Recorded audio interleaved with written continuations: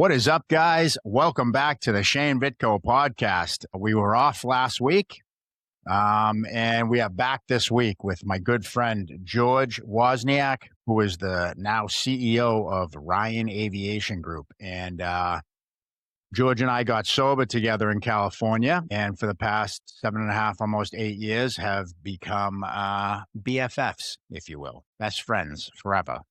Certainly.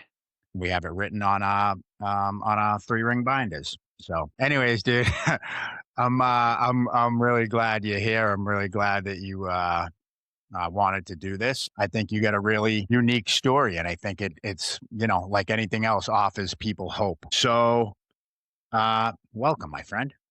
Thank you, brother. I love you, pal, and I'm happy to be here. I feel honored, and it just feels like a full circle moment. It doesn't stop, but like reflection, where we are now, where we were when we got sober. I mean, pretty amazing stuff if you sit and think about it, Yeah. So, I mean, I know a lot of shit about you, but the people don't know. And there's also some things that maybe we haven't got into that were that deep. So I know you grew up in Minnesota. When you look back now, what were some early signs that something inside you wasn't settled yet? I come from a family that is, I mean, I was always around either AA or people getting sober or, some people in active alcoholism and addiction. But I had, from a young age, my dad got sober. I had heard, through my uncles and cousins that my grandpa had gotten sober on my mom's side. And I'd always heard people talk about, AA in my family and recovery. And I sat through an intervention with a family member at a young age, and where everybody sits in a circle, and your drug or alcohol addiction has affected me in the following ways, and You sat literally, there like, you had to sit there with a letter kind of thing. yeah, like the interventionist gives you a piece of paper, and you you read from it, and I'm sitting there in tears, everybody's crying. And I remember sitting there and being like, man, I never want to do this to the people I love.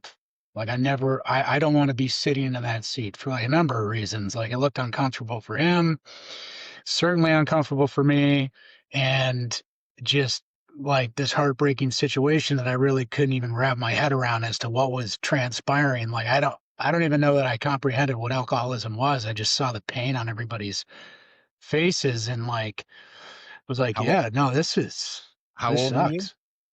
I was 11. 11, yeah.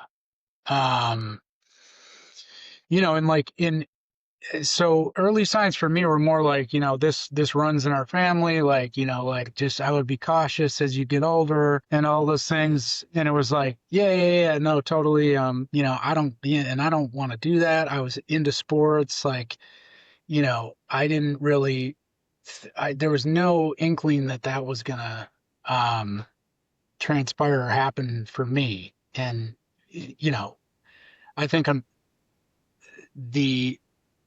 what I didn't know is that like when I got into my high school years and tried smoking weed for the first time or drinking beer for the first time, the immediate effect that produced for me in this revelation and almost this like out of body experience. Like I can specifically go back to the first time I smoked weed and back to the first time where I got drunk. And they were like, those moments that you hear a lot of people share where it's like, I have arrived, like this is for me.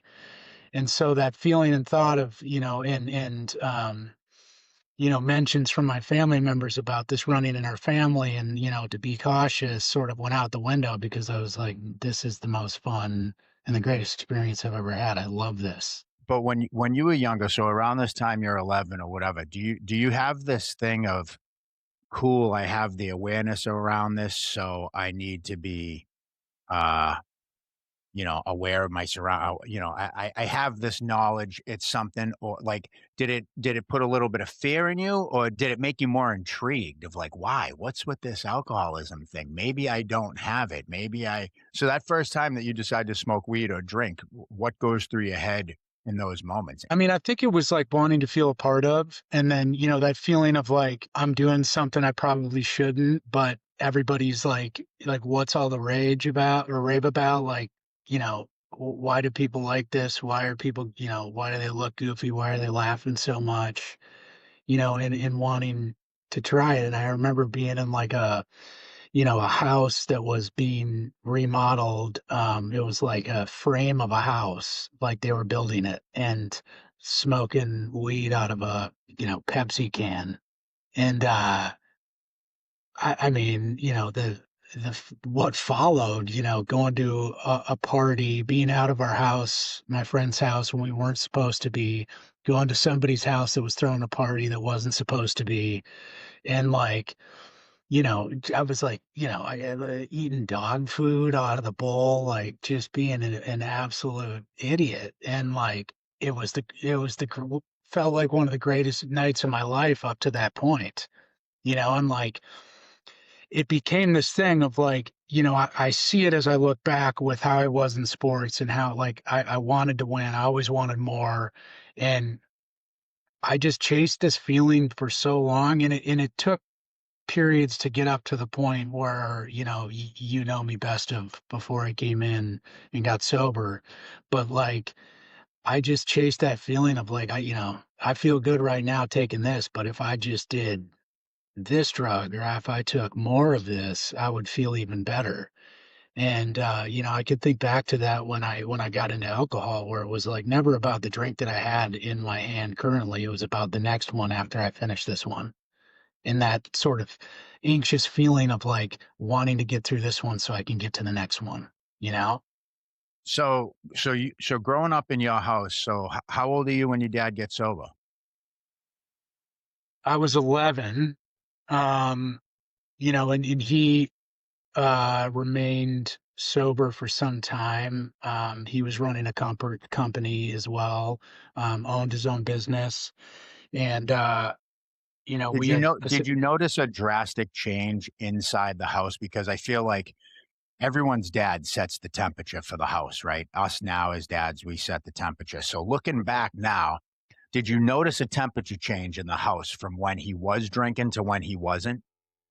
oh yeah, 100%. And I should backtrack that. He got sober when I was real young, 2 or 3, and then, relapsed again when I was 11. But, for the time, that he was sober, which was most of my childhood, I mean, he was the greatest dad in the world. I mean, he was the coach of my baseball team. Um, we won a championship in 8th grade, and he took us to Disney World, like the entire team. He was in a travel business and would take, family members, entire family members on cruises, family reunion cruises with, his side of the family, with my mom's side of the family. Um, he's big involved in the community. I mean, I think back to, he, uh, him and his brother started a business at the Minnesota State Fair, just like a French fry business. And every summer we would work there. It was 12 days at the end of summer. And we would go there for this month and be this big family working with our friends and neighbors, kids, and all of these people that we knew in our neighborhoods and in the community. And then all of our friends from high school or grade school, high school would come through and we'd see them. And it was this end of the summer basically party at the Minnesota State Fair. And I remember they had this big uh midway area where all of these rides were, and people from all over the country that travel around to different, I mean, carnies they called them, and people that worked these rides. And I remember a guy coming up to me, and I was standing out, I was in high school standing out on the side of the building, and he was like, he goes, "Your dad is a great guy. I wish I had a dad like that when I was a kid." And I was like, man, like can think back to that moment sitting there and being like, I've got a great dad, you know? And it's just, like it took me years to realize this. I say the same thing about my grandpa, my mom's dad, that he was the greatest guy in the world and the guy I looked up to. He was sober from the time I was born to the time that he died. And I didn't know him before when he wasn't sober. And my mom used to say, like, oh man, he was so angry.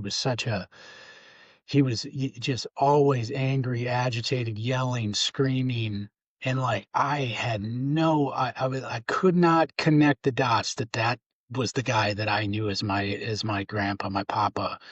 And it took me getting sober to understand that. Like, Yeah. I remember being in LA, newly sober, walking in El Segundo and making this connection that I was like, holy shit,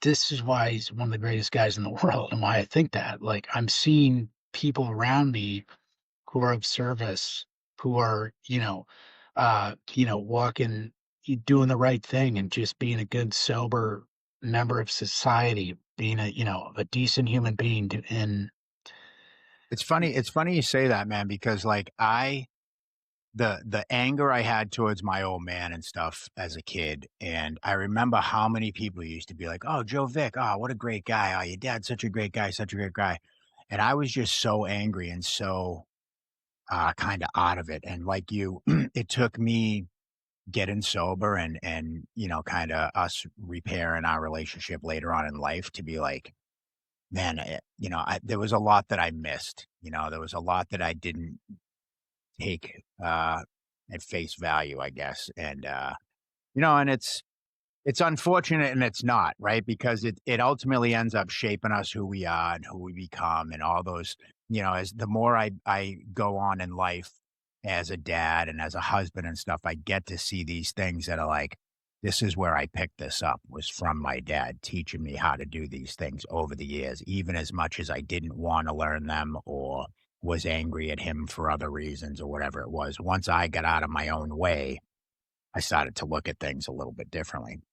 Um, yeah, so what did you learn about, I guess, from your dad and from your grandfather, but what did you learn about men, work, and self-worth from these guys? man, my dad especially, um, he ran a big business in Minnesota, and so did my grandpa and my grandpa on my dad's side. Like, they were big, my grandpa on my dad's side was, the head judge of the Supreme Court of Appeals in Minnesota. Um, and ironically, I met a lawyer in treatment that was like, "Are you related to Judge D. Wozniak?" And I was like, "Yeah, it's my grandpa." He goes, "Man, that guy was legit." He's like, "I knew every time I took a case to him that I better have everything dialed in and prepared for because he was tough, but he was really solid." And I was like, "That's really cool to hear." And same with my dad. I remember driving to school one day when I was in grade school, and I had a great upbringing. Like, I never had to want for anything. We lived a really good life, and my dad's business and work provided for us in a really great way, and I'm super grateful for that. And you know, sometimes I used to get made fun of, but like, kids being kids, where it was like, yeah, you're just a rich kid, a spoiled rich kid, and all that. And I remember, just having conversations with my dad when he would drive us to work, to school before he headed to work. And, and talking about it with him, and one of the things he always said was like, you got to really enjoy going to work and what you do, because he's like, if I didn't like what I was doing, then none of this would really be worth it. And he always had a great perspective, always encouraged us to work. In the summer when we weren't doing sports, that state fair sort of family business was, like, I was cleaning grease fryers and, like, mopping up floors and taking out, potato spuds and clearing trashes and, like, all the he just taught us a great work ethic, which I think I've carried, with me regardless of my circumstances with drugs and alcohol throughout my life. And it's been a major contributor to the relationships that I've developed and have been able to expand upon as I got sober and found myself in the space in which I work now. And it's the same thing. Like my grandfather, both of my grandpas worked super hard. Um, and the supporting roles that they had, with people that they had around them, with my grandmas and like seeing the job and the work and the effort that they put forward. Like, it's not something I thought about when I was in the moment, but, you know, being in those situations and seeing the people that sort of shape how you, um, you know, become a dad and become a contributing member of society and how you treat your spouse, all of those things were integral in how I, find myself now and think about it, daily, whether it be in the morning when I pray or go to bed, prayer, meditation, all of that.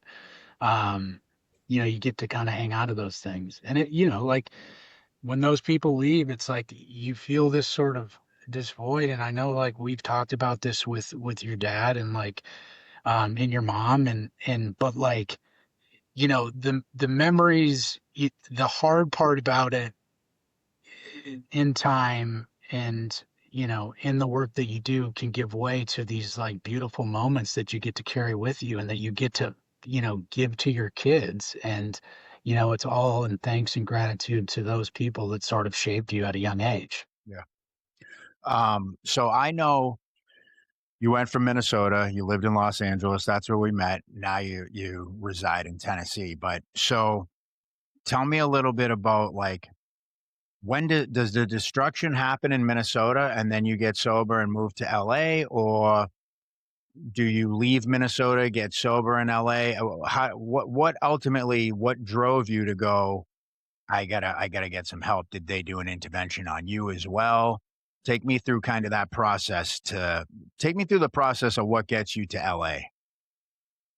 So I went to college in Chicago and I lived there for in total about 8 years, a few years after I graduated college. And, like I can think back to I I was never a guy that drank to and like threw up, but like I just didn't have a stop button and I would pass out like standing up in clubs at 2 in the morning. Like it didn't really like I was, I was a mess in college and, would go on benders but it was at a time where like, other people were doing that and it wasn't like so out of the ordinary that like I was like, oh dude, you really need to figure something out. It was like it was college, man. Like you drank, you partied, as long as you made it to most of your classes and, got a passing grade, like I was okay. Like I was certainly not like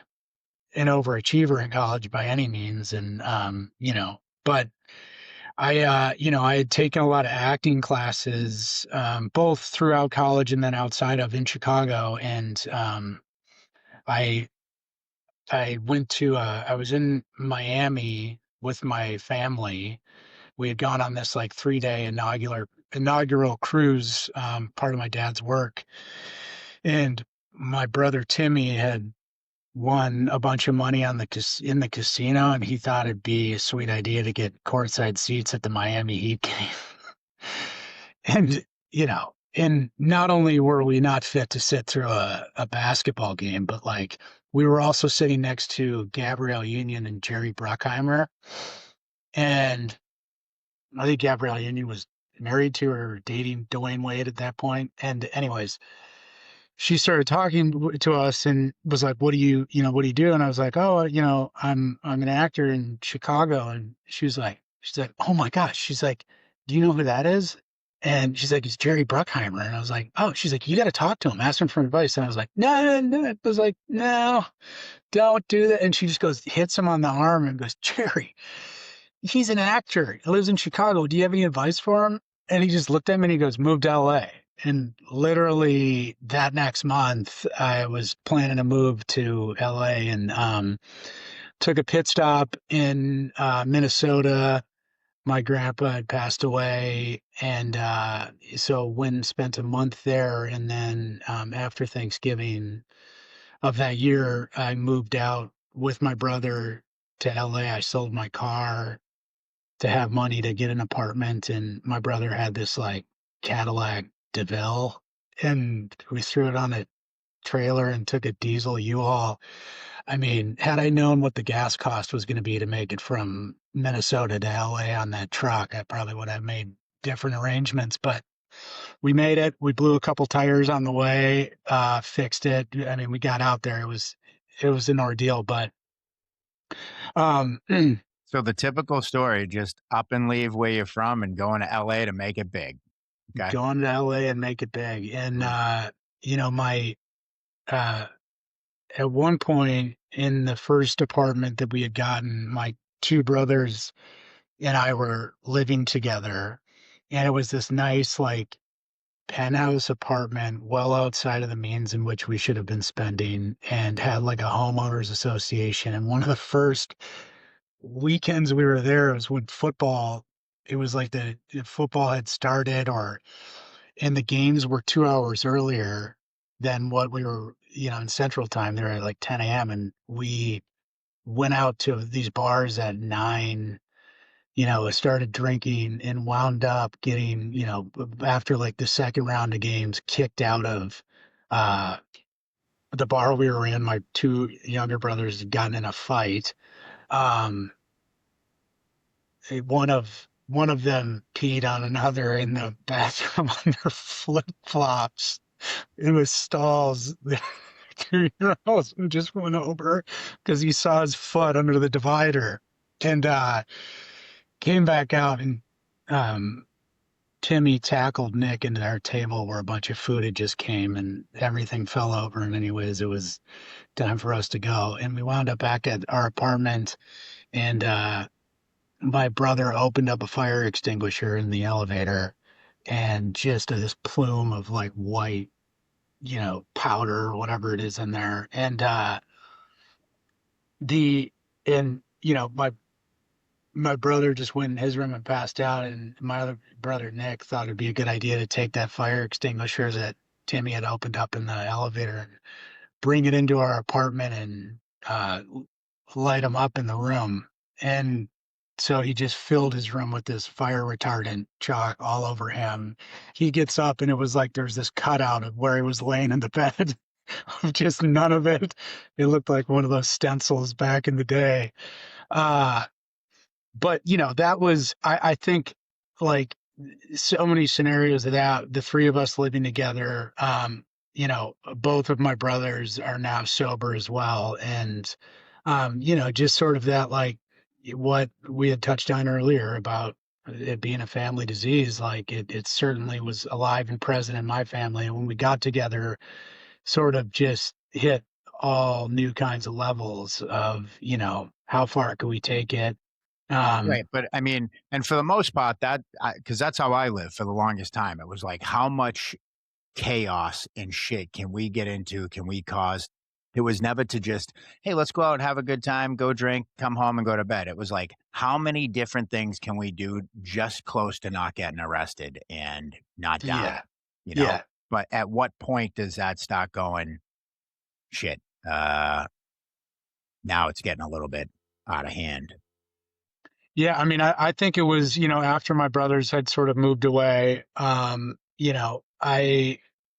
I really got it heavy into pills, after a hand surgery that I had cut my hand bartending and severed a tendon in my finger, and I had to have surgery on my finger. And, that's really where I remember, like just running through the pills that I had, and pretty much exhausting that prescription as much as I could. And, and then the withdrawals that I had after it, I didn't even really know what they were at the time. And, going through that, I was like, God, that was miserable. Um, and sort of, yeah, it coincided with like, finding a pill doctor in LA and just running through Vicodin like it was my job. I mean, it was like 160 pills every 2 weeks. And then it became like, lying that I was going out of town, and so I needed it before the 2 weeks. And, um, but, I think like where it hit its max, I had um, appendicitis, and I had my appendix removed. And right at this time is when I met Danielle. And, um, so I had gone down to, I had been like heavy into Oxycontin before I met her. And, I I went down, this is right before I met her. And I was like, all this stuff seemed to be happening to my body. Like I was falling apart almost. And, I went down to my dad's in San Diego. He had moved to San Diego. And I was like, I need to get off this stuff, before I have the surgery. And, uh, you know, um, and I'm sorry, I had the appendix removed, and they had found these polyps on a portion of my intestines when they were removing the appendix. So it required an additional surgery to remove that portion, like a resection is what they called it. Um, and in between the 3 month period in between that, I was like, I gotta start living healthier. And I went down to my dad's, and um to get off the stuff. And I like, it was like heavy withdrawals. And I remember it was Halloween. He was like, do you want to go to a meeting? And I was like, yeah, why not? Like, I feel like garbage. Sure, let's go to a meeting. And I remember sitting in that meeting and be like, man, nah, not for me. Like, don't know what you guys are talking about. Don't care. I just don't feel well. I'm going to be fine. This thing, no problem, And you know, I had gotten off the pills, and this was right around the time I met Danielle. And so I was sober, but I had no program. I had no outlet, nobody to really talk to about it. I mean, my dad, but I was still distancing myself from saying that I was like a part of. And so I went and had this surgery, and they had given me pain pills afterwards. And I had gone through a few of them, and I was like, it's a new me. So I'm cutting these things off, and just gonna continue living that healthy life. Got a clean bill of health from the doctor. And I was working a job um, as an actor, print job. And I finished that shoot, got done. Those pills were sitting in my backpack, and I was like, good on you, buddy. Like, you did good today. Like, you earned this, And took some of the pills. And literally before, like, as I was taking them, I was like, you should go back and get some more Oxycontin from the guy I used to get Oxycontin from. And I was on the phone with him within minutes. And I remember him saying, like, dude, you stopped. Like, this is really hard to get off of. You probably shouldn't come get these. And I was like, "Just give them to me, dude. You know? And it was off to the races then. And it took a dark turn. In the span of that, in meeting Danielle, we dated for 8 months, and then got engaged and married. And like it wasn't like all of these periods where I was, like constantly fucked up at that point, but it was sort of reaching to that level. And we had a wedding reception back in Minnesota for all of our family that couldn't make it to our wedding in Colorado. And that in the 10, 11 days that I was back in Minnesota, I had gotten enough Oxycontin, which I thought was going to last me for the whole trip there, and they were gone in 4 days. And so, you know, I didn't have a car, and Danielle and I were doing everything together. And I essentially was like, I had to tell her, I was like, I need to go get drugs or I'm going to get really sick. And so I took her on her first, last, only drug deal.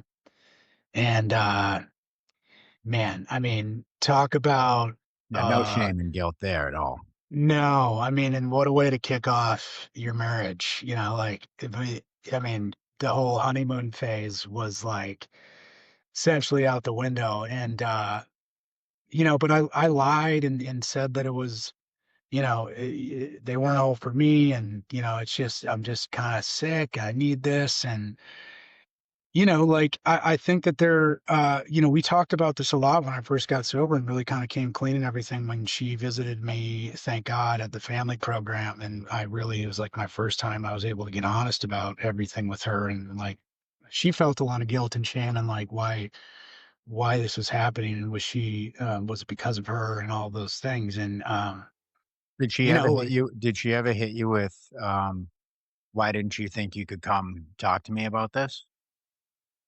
she, not necessarily that, but one of the things that she was most hung up on was like, I just kept feeling like why couldn't I do more to prevent this or to help you understand or like to for you to get better sooner or and like like how does somebody help or help get somebody sober if all that person is doing is lying to them? Well, I think so many people around us take so much of the blame, but the bigger question is, how can you help me help myself when I refuse to help myself at all?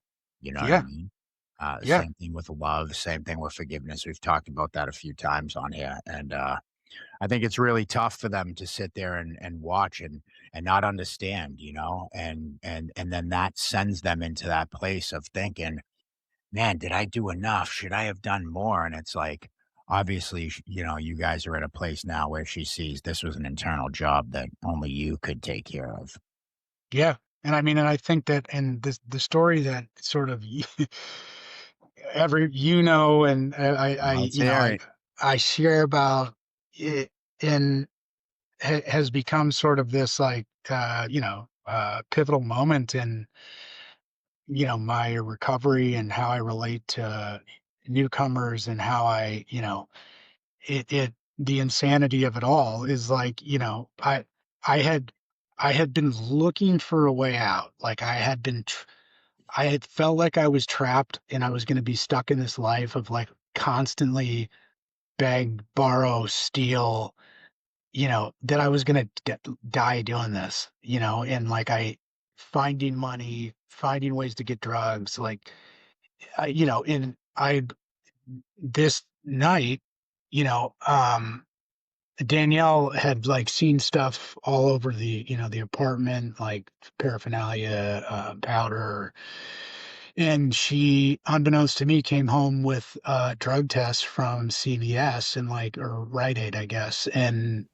popped it on the coffee table and was like, "I want you uh, to pee in this cup and show me that you're clean." And I was like, there's this instant moment of like this massive relief of like, oh man, I can finally like this is the way out. Like I can finally come clean and just tell her. And then what immediately followed that was like, nah. And I just started looking around the room for a way out of this situation because I was like, now I'm getting angry and now I feel uncomfortable and now you're putting me in a corner and this is your fault, not mine.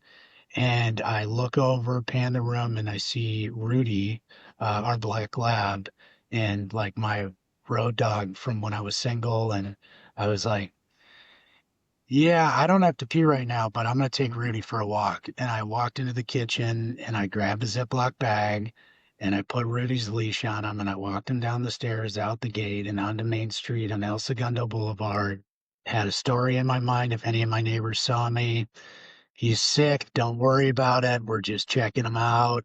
And I knew I had had him since he was a puppy. I knew when he had to pee, and he lifted his leg just, on a tree, and I put a Ziploc bag underneath him and got his piss in a bag and put it in my sweatpants and walked up, poured that in the urine cup in the bathroom, and came out and like defiantly gave it to Danielle and was like, here you go. Check it out, And I mean, like, So you were in that meeting when I first shared that, and I was in tears, like the shame, guilt, and everybody started laughing, and it was like just like uncomfortable feeling of like like I was crying and laughing, and then I was like, these guys get me, but why do they think it's so funny? This is just I'm in a terrible place right now. She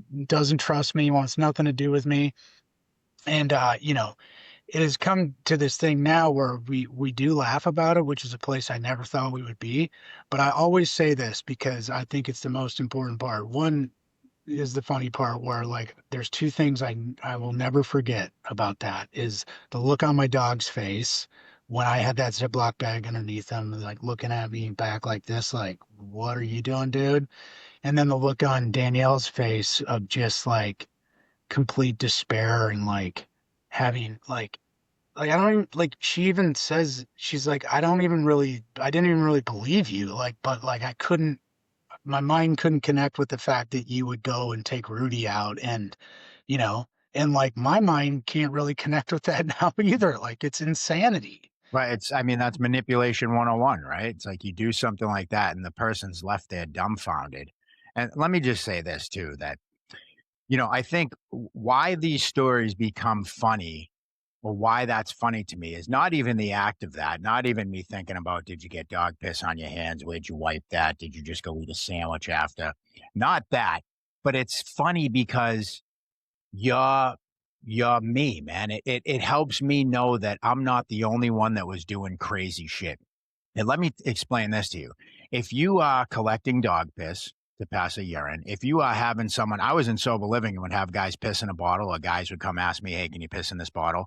They'd get the fake dick thing and everything to go, do a urine.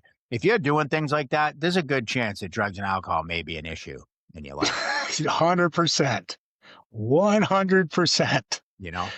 I Um, mean, but, and think of that time and energy that you could be spending elsewhere But that that's where the real damage is never mind what you're doing to yourself. It's the confusion, the trust, the deceivement, all that stuff that you're doing to your wife that leaves her to go.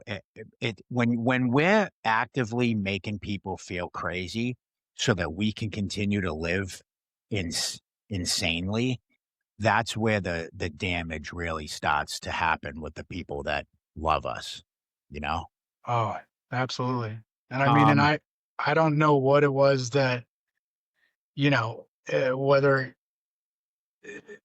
w- a God shot what moment, but like it was a week later where we were sitting on the couch, the same couch that I was sitting on when she plopped that down, and it was like I just looked at her and I was like, I need help.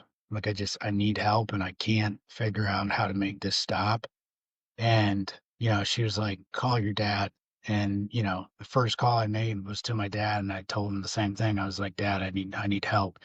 And it wasn't like, what do you need? You need help with like your car payment or fixing a door? He didn't even, he goes, I'll call the retreat, I was like, he knew. And, and my sister, who I'm super close with, knew. I mean, everybody really knew. But like I had gotten to such a place of isolation where it was like, I don't know what to do with you anymore. Like I don't know how like I can't care anymore because you don't care. Or I care, but like I can't do anything about that.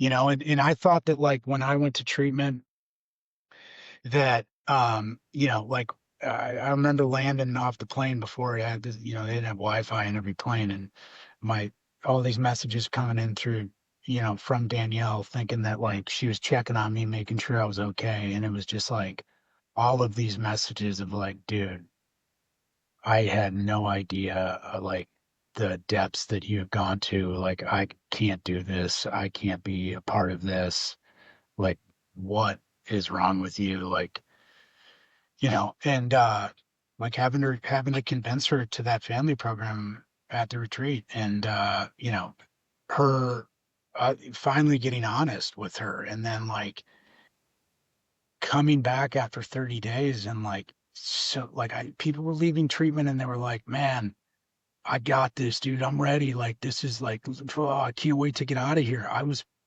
fucking terrified, dude. I had no idea how I was gonna stay sober outside of those walls. Yeah. And, thank God I met somebody from LA, over the phone while I was there, because when I flew back and supposed to meet them for a meeting that next day, and I was like, "Dude, I need a meeting tonight. Like, I just landed, I need to go to a meeting," you know? And in that I feel like meeting when you do these 30-day programs, 60-day, 90-day, I was always a program all-star. When I'm at the place, I'm doing great. I know when to make my bed. I know when showers. I sign up for the meetings. I'm ready to play softball. I can do the vision boards, all the shit. I'm there, right? But like you said, it's like I think back to how many times I left and had that decision.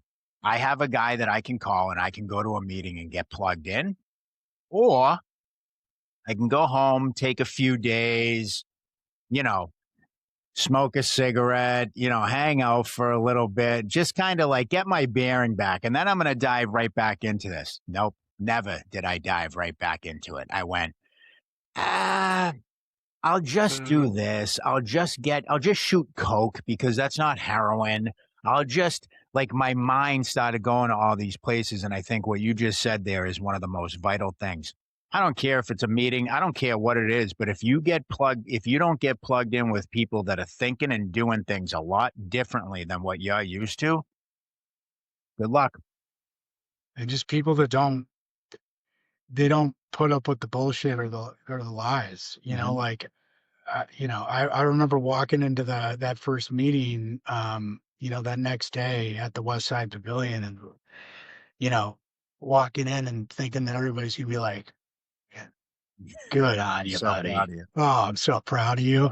Literally walked up to the table and somebody was like, "You look like shit." And I was like, "Thank you." You know? And I was sweaty. I mean, dude, how many times we walk out of those meetings and like you're like, Jesus, dude, you're just like Like you, clammy and like you I'm just like, I left the know. sauna. I know. Um, Smoking a cigarette. okay, so you went back to that retreat. You get sober. You come back to LA. Now, ultimately getting sober in LA, because we go to these treatment places and like that's the start, right? That's but the real sobriety is or recovery or whatever. And for both of us, we both found recovery, sobriety in LA. And when I tell people that, they find that hard to believe because they're like, "How did you get sober in LA?" And why was it not hard for guys like us to get sober or find recovery in LA? Why do you think that? I I think there's so many like-minded people, whatever brings them there for similar reasons. And, like part of what terrified me most of going back to LA outside after treatment was like the people I used to walk with or the things I used to do, the areas I used to hang out in. And, you know, the the guys that I met that were in the rooms that were living a life of recovery where I didn't even believe that they were like I couldn't. I was like, you're not happy because you're just happy. You're like something's it's you got a bunch of money, or maybe you're not sober, you're doing something else, but like you start to see in specifically like West Side LA recovery that these people are doing what they're say. They're men of action, they're men of service. They're people that like do the right thing even when somebody's not looking, um that work a program, work their recovery like it's the most important thing so that they can be available and be present for all of these other things, and I had this idea that if I got sober, as long as everything else in my life aligned with how I was feeling and nothing crazy happened, I remember saying in the meeting, if my dog dies, I don't know that I can stay sober. Like, I don't think so. That time came and I got through it. And it wasn't like it was easy. Like I woke up that day just asking that I could be present and accepting of what it brings. I don't have to put it doesn't have to be this or that. Like, it'll be what it be. And, I remember the vet coming to the house, and like I had two daughters at that point, Piper and Penny were born. And, Piper had always like, she'd cried before because she wanted a toy, or, she was hungry, or, but she had never like empathetically cried. And they were leaving the house with my mother-in-law before we put him down. And, we said, Piper, say bye to Rudy. You know, he's gonna be gone. And, I was crying, and she came over and touched my cheek, the tear, and she said, "What is that?" And I was like, I'm sad. And she started welling up and crying. Um, and like it's all these moments that you hear people talk about when you get sober, but you just you understand that whether it's hard, and sometimes more so the hard times than the great times are where you find out exactly who you are and why you are where you are. And it was one of those moments in my life where I was like, yeah, man, I'm where I'm supposed to be. Yeah. I think for me, I think I was really shocked that I found, especially in a land like LA where so many people are full of shit, so many people are just so self indulged. West Side LA men's recovery was unlike anything I'd ever experienced. I think I had a lot of fear behind getting sober in Boston because I knew too many people. Like I was 1 foot in, 1 foot out, and I was afraid to commit all the way and get vulnerable and start talking about feelings and crying and shit. Like I came from a lot of this like old school AA shit, like sit down, shut up, toughen the fuck up and all this stuff. And like that's great now, but in early sobriety, like I wasn't cut out for that, man, because it didn't make me, I mean, it did. It made me feel like small and less than, but it made me angry and it made me want to go to these meetings and start fighting these guys and being like, oh, you think you're tough? Well, I'm insane. How about that? And like I just could never get my footing. And I found in LA was like, what a melting pot because I met so many people, some from LA that were natives, some from other places, but I met some of the best guys that I still have the best relationships with to this day. And I think, like you said, was, I started to meet men of action, men that, what they were saying, and, they walked the walk and they talked the talk. And I think that was extremely important. So you and I got sober around the same time. What did walking that road alongside someone else, um, what did that do that you couldn't have done alone? Like, I know for me, my sponsor told me early on, every day I want you to talk to somebody that's been sober less time than you, the same amount and more. And I always got these different perspectives. And I feel like with you and I, it was, you know, you think about how many people we went to meetings with, man, and like that came in around the same time as us. And I don't really see any of them around. I see you and me pretty consistently. And that's it. That's two out of not a lot. Yeah. I mean, dude, it's everything. All of the people that we used to go, who used to see meetings that had all this time, like, first of all, I couldn't fathom that I could stay sober another day, let alone 15 years, or, some of these guys that were talking. And then, saying that they love their life, like that, there was no way that that was achievable for you or I. And so, like, we were going through the same sort of thing at the same time, like just, you know, clearing away the wreckage of the past, still feeling miserable with, all of that wreckage, and, being a sounding board for each other, or just, to hang out and not be a sounding board, to sit there and just kind of like commiserate together. And like, those car rides that we had that we didn't talk, and I'd be like, dude, are you okay? And you're like, yeah, just fucking leave me alone. I'm like, okay. And like, I mean, you were going back to sober living. I was going back to, a house where I still, my wife had zero trust and faith in me Well, you that think like, about, I mean, even that in early sobriety, like I couldn't even fathom, like, I'm going back to a sober living, at least, like, I get to, like, still have 0 responsibility, where you're dropping me off to go back to a wife, a brand new kid, and I remember trying to wrap my brain around that at the moment of, like, dude, how can you go be an adult human being right now? That's insane. So, to Oh, me, dude. I think that gave me something. It's funny what we find in each other that motivates or helps, because to me, I was like, man, I got to go back and, like, fucking take out the trash or do some chore on the board or whatever. You have to go back and, like, show up for other people. And I remember thinking, like, man, how does he do that? I still think about that about you to this day, where I'm just like, 3 kids, CEO, a husband, all this stuff. I'm going like, how does this guy do it? And that's why you're one of the guys that I call on and rely on for so many ideas or so many things that I want to bounce stuff off of, because to me it seems like I could never do that, until then I had a kid and I started doing some stuff and I was like, "Oh, okay, I can do this stuff." But I think that's the importance of having somebody next to you that I know your story. I know where you came from. I know we both started doing this at the same time. So there's nothing that I get to go like, well, it's because you've been doing it for X amount of years longer. It's because you're older or because you're younger. I think it's really relatable in that sense. And I think that's one of the main things that's really helped and been pivotal in our relationship.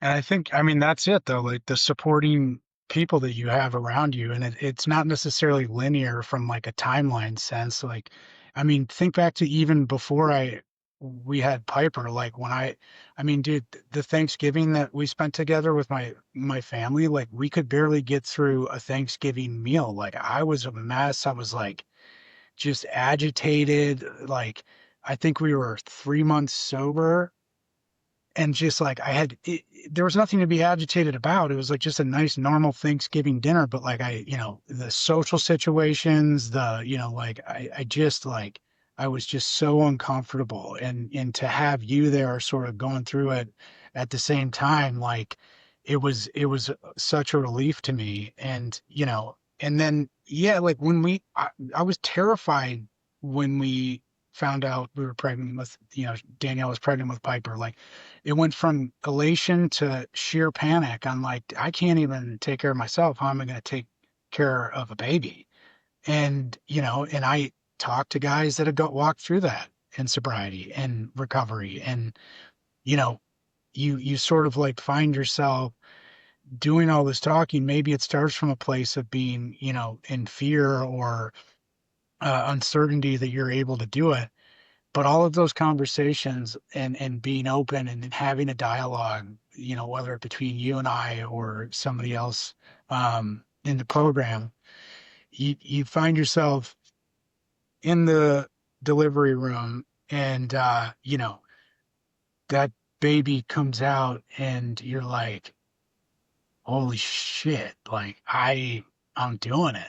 Like I'm doing it. Like some of these situations, and I find myself in it today when I'm at work, where I'm, running a company and like having meetings with banks and, sitting on Zooms with like 10 other people talking about business. And I'm like, it's almost like this out of body experience where I'm like, dude, you're doing it. And it's not like you like patting myself on the back, like, oh, look at you, you're doing it. It's like, it's working. I am living a life beyond my wildest dreams. This is all the stuff that people used to talk about that I never thought I could get to. And all it took was just trusting in the program, knowing that I'm to be sober, surrounding myself with people like you, and, you know, loving myself so that I can love the people around me. Yeah.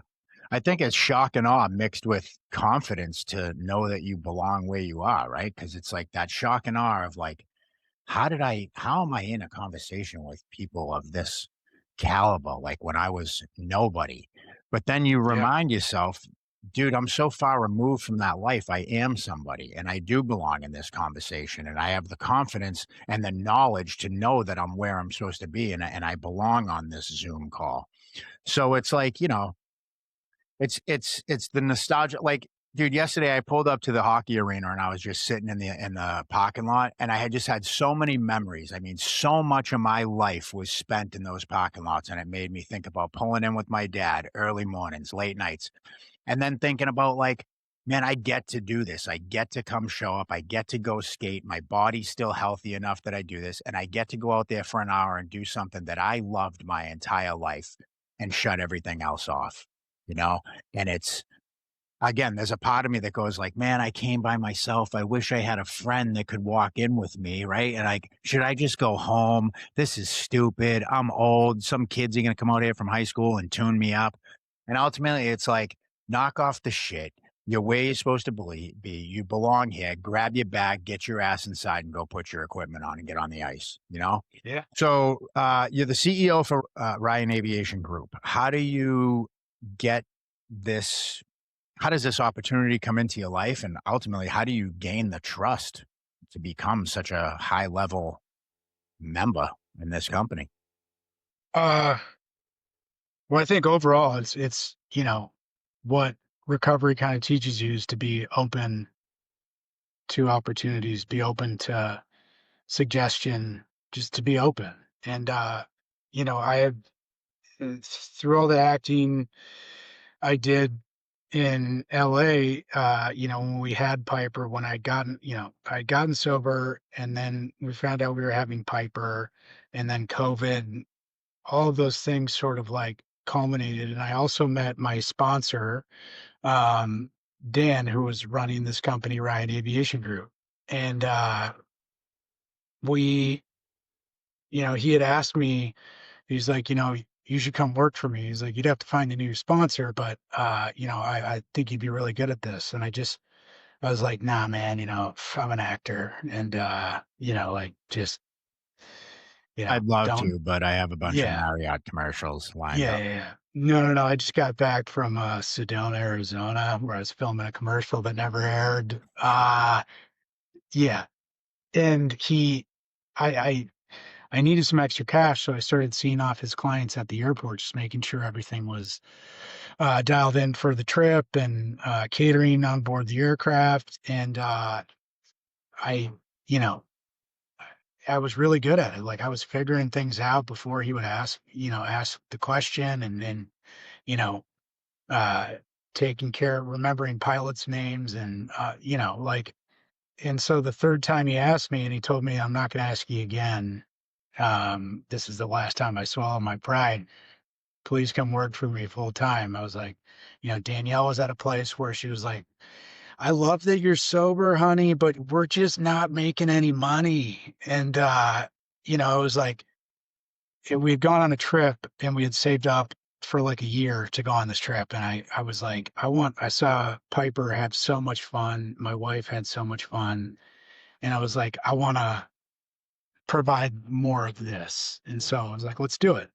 And I started at, Dan says it was $60,000, but it was $50,000 a year. It was like, and I started from the bottom, and I had, I had really kind of, a lot of what I started from in like finding airplanes for clients for trips. I was A lot of it is over email, and I was like, man, this is just so impersonal to me. I want to call these people and just like get them on the phone. And so I would call people and be like, hey, I got a trip for June 14th, heading from LA to New York, and I just wonder if you had and they're like, yeah, you send me an email? And I was like, no, yeah, I can, but like, what's going on with you? Like, how, and I just, I feel like it's allowed me this space to like really retain and know everybody. And I started to grow in the company very fast to like, within a few months, I was handling like, large scale North American music tours, and out of COVID, where you had to find vaccinated pilots and have it be written into contracts. And, we just started rapidly growing, and, um, so did my family. I think we had Penny shortly after Piper, and we got to a space where, both Dan and myself were looking to move the company elsewhere outside of LA. And we settled on Nashville, and I convincing Danielle, which I don't take lightly, and have so much respect for her. We had long discussions about like her leaving her career and her job to sort of like be a full-time mom, and as we move away from family and into this new space in Nashville. And I would never do it without her okaying that. And she was on board, and she's like, she was pregnant with our third daughter at the time, and she was like, I feel like moving's going to be such a nightmare. And I was like, I've moved all over the place. It's gonna be fine. And man, I had not moved with two kids and one on the way and across country. It was intense. And you know, And took a sober lot of through it patience. all. Patience, tolerance, and love. And but yeah, I mean, like, Dan and I think one of the great things about sort of what we come from, and those foundational pieces that we always talk about is just, being, open in conversation. And I had felt like, about a year ago that I kind of reached a ceiling here, and I, have full respect for him as owner of the company, and what we've built here, that I just wanted to be open and honest with them. And I was like, look, I just feel myself leading the charge and leading the company. And I totally understand if you don't see that and you want to continue as you are. But I'm just letting you know, like, I want to do it here or somewhere else. I just feel it in my bones. And he was like, I'm proud of you, dude. And we got to talking about it, and here we are. Yeah, But that's CEO of the company. that's the benefit too of having somebody, I know Dan well, and for having a guy that is also sober and also kind of, that's for us to move forward is to have hard conversations that, I think some people are afraid to have or don't want to have or just put off or, it takes a lot of fortitude. It takes balls to do that kind of thing, to go and approach somebody and go, hey, here's how I'm feeling about this. And for that person to also understand, because I've seen some situations with business where people um, forget that recovery is the first thing. And now when you let money and you let some of these other things get in the way that you start talking to somebody, you may forget that, once upon a time we both had sweaty armpits in a meeting, dude. You know what I mean? And like first and foremost, that's you got to remember those kind of things. And I think it's great. I think what you and Dan are doing over there is great. And you guys have, you are a reliable company, and that makes sense. It makes sense because you guys are both doing what that takes. So, how do you put recovery first while holding a high level role without lying to yourself about balance? Yeah, I mean, I think, in those conversations that Dan and I had, like, and he asked me about, do I have any fears in, running the company? And like, I've never had a fear about like fulfilling the duties in my role.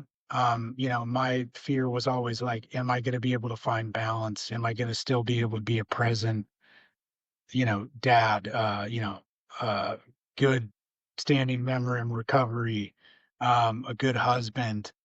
It was all the ancillary stuff that like I wanted to make sure I'm dialed in on. And it there are days where I feel like I don't have any time in the day outside of work, but those are sort of the days where I know I need to lean in and call somebody in recovery, go to a meeting, and I think like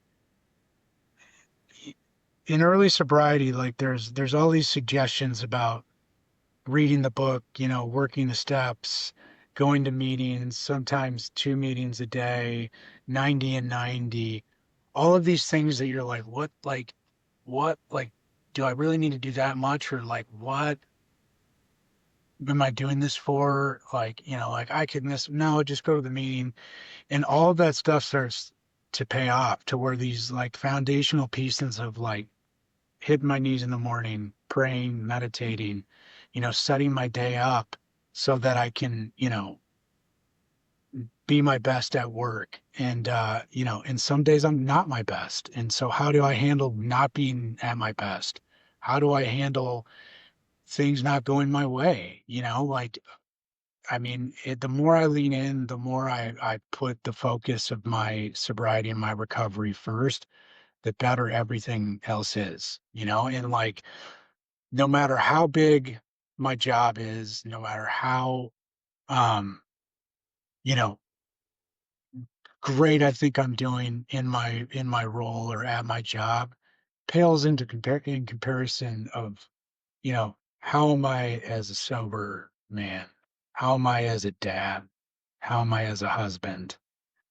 Like that, Well, it's if that when the lights go down and the camera goes off and all that stuff. Are you middle fingering everyone? Are you a piece of shit to servers when you go to a restaurant? Are you know what I mean? Everybody can put on their best face for Instagram and for a meeting and for walking into work, but it really is the behind the scenes stuff, then your day to day that nobody sees when it's just you and a clerk at the store. And I think like your example of not sending the emails and calling, right? Like we've become such this era of email, text, no more like kind of this in-person thing. So when you do that to somebody and show that you have some kind of interest, and then to be sober on top of it, where you remember things, your wife's birthday, a client that you talk to, oh, isn't it your kid's birthday coming up or something like that? That shit matters to people because they're like, holy shit, you were paying attention. I matter, right? Because we all just want to we want to matter, you know? Yep.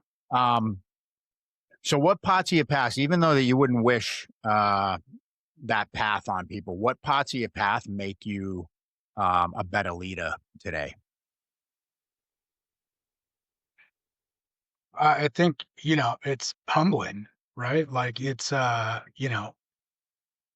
be relatable, to be understanding of whatever people are going through. Um, I think is great leadership qualities because, I've been in the darkness and loneliness and solitude of feeling like I had no way out or no one to talk to, and have found myself in the light. And it allows me to, appreciate each day for what it is, even if it is a hard day. Like, some days all I get is sober, and that's okay.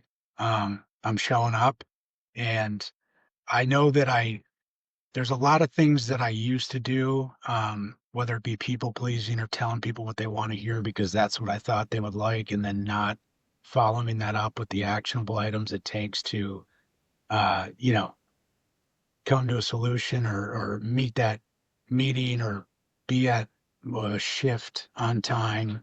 Um, all of those things are like ingrained in my memory of how I used to act and behave in most circumstances to know what I don't want and know where I want to continue to the path I continue wanting to stay on.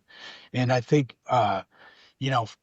whether it be leadership or one of the greatest things I've ever heard is I was about 2.5 years sober, and I had just gotten off like a Zoom meeting. It was during COVID, and walking down the hall, and Danielle was like, it was like, "How was your meeting?" And I was like, "Oh, it was good." And she's like, "I just want to tell you, I'm proud of you." And she's like, I'd never want to go through what I went through again, but if it gave me the man that I have today, I would do it all over again. Amen. Um, so you know, for me, it's just the living amends of just being a good guy. Yeah.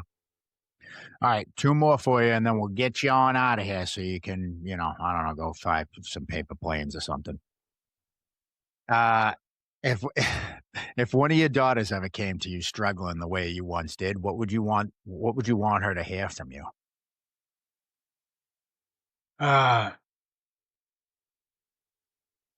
I know a place, I mean, I think one of the hardest things I thought about this for a long time, both like before I got sober and sort of like before I had kids in sobriety, where I was like, I'm scared to have kids because I don't want them to have to grow up like me and go through what I went through. What I will say is that the perspective that I have gained over these last 7.5 years and the people that I have met as a result of the sum total of all of our experiences, that if it does come to that, I know exactly a place where you can go, where people understand, and you know, I can show you the light Yeah. because I've found that.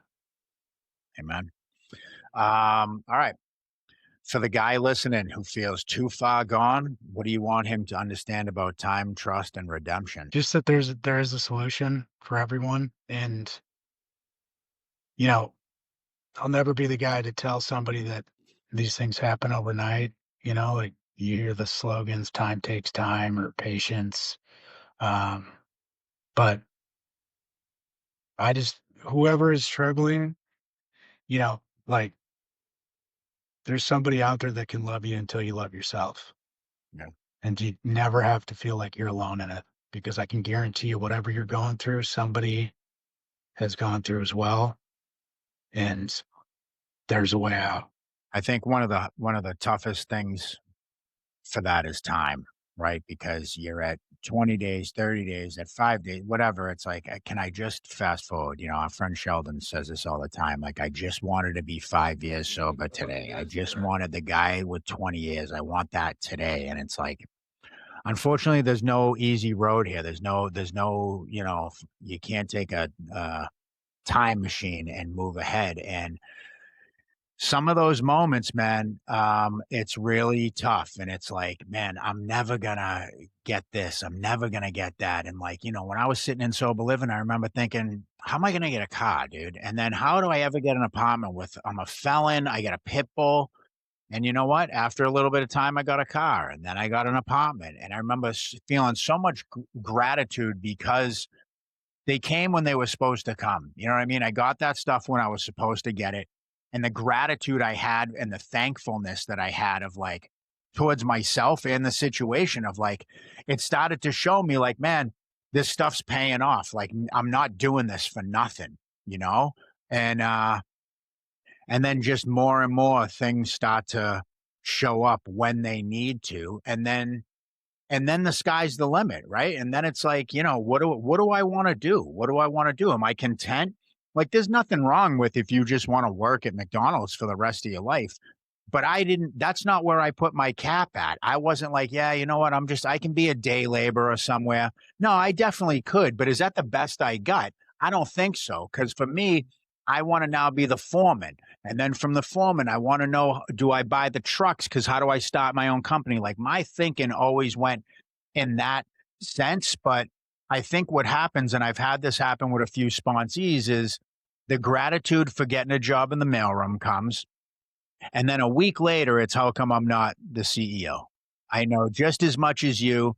I need more money. I have a kid on the way. And it's like, man, you got to give yourself a little bit of time. And it's the same thing with trust from the family, trust from your wife. It's not that they don't have any trust for you, but it's rebuilding. A house gets knocked down. It's not just you snap your fingers and the house is back. We got to relay the foundation. We got to go put the rebar in. And then it rains for 3 days and all building is put off for a little bit. Maybe that rain caused a little bit of, and then you got to come in and put the studs and do it like framing and all this stuff. Everything takes time. And what I've also learned throughout the years is that nothing that I have that's good came easy.